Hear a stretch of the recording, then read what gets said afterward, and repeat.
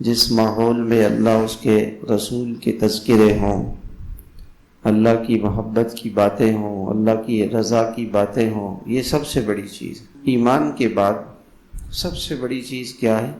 اللہ کو راضی کرنا اور اللہ تعالیٰ کو خوش کرنا۔ یہ بڑی نعمت ہے۔ دنیا اور دنیا کی چیزیں یہ بڑی نعمت نہیں ہے۔ دنیا اور دنیا کی چیزیں یہ کوئی بڑی نعمت نہیں ہے۔ مال ہے، پیسہ ہے، یہ تو اللہ تعالیٰ قارون کو بھی دیتے ہیں، نمرود کو، حامان کو بھی اللہ نے یہ دی ہے۔ یہ بڑی چیز ہے۔